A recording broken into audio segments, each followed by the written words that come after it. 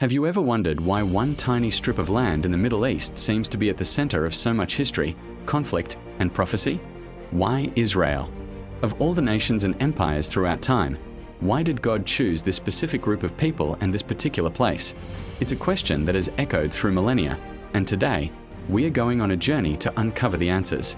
This isn't just an ancient story, it's a narrative that continues to unfold right before our eyes. Let's rewind the clock about 4,000 years. The world was full of powerful civilizations, Egypt, Mesopotamia, worshipping a whole pantheon of gods. But then, something radical happened. God spoke to a man named Abraham, who lived in a city called Ur in modern-day Iraq.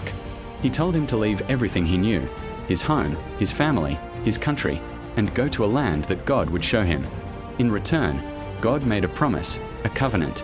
He promised to make Abraham's descendants into a great nation, to bless them, and through them, to bless the entire world. This man, Abraham, would later be known as Abraham, the patriarch of the Jewish people. So, the first piece of the puzzle is that God's choice wasn't based on Israel's size, strength, or even their righteousness. The Bible itself says God chose them because He loved them and because of the promise He made to their ancestors, Abraham, Isaac, and Jacob. It was an act of grace, a divine decision to use a seemingly insignificant family to reveal His plan for humanity. Israel was meant to be a kingdom of priests and a holy nation, a light to the other nations, showing them the way to the one true God. Abraham's grandson, Jacob, whose name was changed to Israel, had 12 sons. These 12 sons became the leaders of the 12 tribes of Israel. But their journey was far from easy. A severe famine forced them to move to Egypt, where they were welcomed at first. But over generations, their growing numbers were seen as a threat, and the Israelites were enslaved by the pharaohs for 400 years. Their suffering was immense, and they cried out to God for a deliverer. And the deliverer came. His name was Moses. In one of history's most dramatic showdowns, Moses confronted the Pharaoh, demanding, "Let my people go." After 10 devastating plagues, Pharaoh finally relented. The Exodus, the mass departure of the Israelites from Egypt, is the foundational event in Israel's history. It's a powerful story of liberation and divine intervention. Led by a pillar of cloud by day and a pillar of fire by night, the Israelites journeyed through the wilderness. It was during this time, at Mount Sinai, that God gave them the 10 Commandments and the rest of the law, or the Torah. This wasn't just a set of rules, it was the framework for their entire society, their legal system, their social structure, and their religious practices. It was the constitution of their new nation, designed to set them apart from everyone else and to guide them in their relationship with God. The purpose was clear: to create a unique people who would live in a way that reflected God's character to the world. After 40 years of wandering, a new generation, led by Joshua, finally entered the Promised Land, the land of Canaan, the very land God had promised to Abraham centuries before. But claiming the land was a long and bloody process, filled with battles against the peoples already living there. This period of the Judges was a chaotic cycle of the Israelites turning away from God, facing oppression, crying out for help, and God raising up a leader, a judge, to save them. Eventually, the people demanded a king, wanting to be like other nations. This led to the rise of the Israelite monarchy. First came Saul, then the shepherd boy David, who would become Israel's greatest king. David conquered Jerusalem and made it the nation's capital. His son, Solomon, built the magnificent First Temple, a permanent dwelling place for God's presence on earth and the center of Israel's worship. This was the golden age of Israel, a time of peace, prosperity, and influence. But sadly, the golden age didn't last. After Solomon's death, the kingdom fractured. 10 tribes in the north formed the kingdom of Israel, while 2 tribes in the south, Judah and Benjamin, formed the kingdom of Judah. Both kingdoms repeatedly fell into idolatry and ignored the warnings of the prophets God sent them.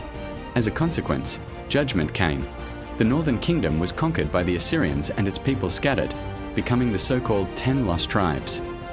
A little over a century later, the southern kingdom of Judah met a similar fate.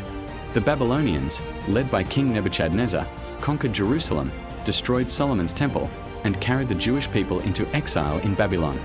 This was a devastating blow. They had lost their land, their king, and their temple.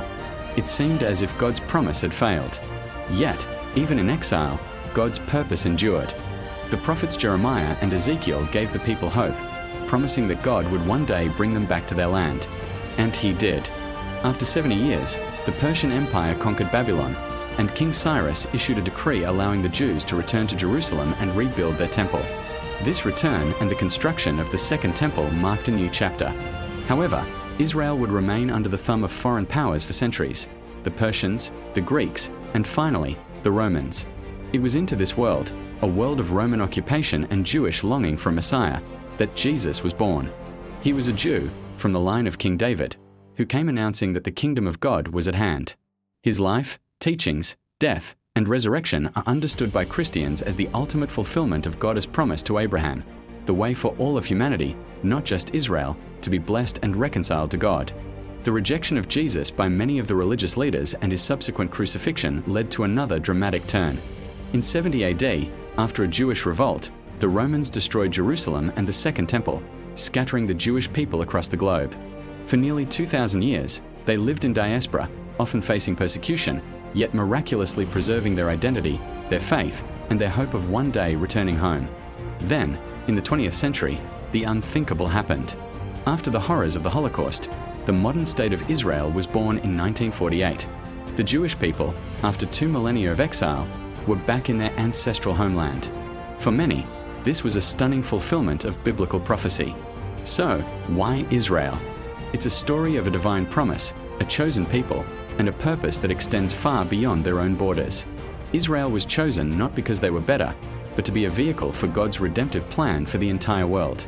Their history, a rollercoaster of faithfulness and failure, exile and return, serves as a powerful testament to God's own faithfulness.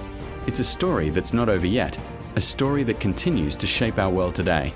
Thanks for joining me on this deep dive into one of history's most compelling questions.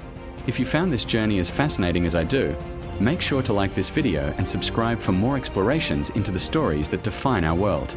See you next time.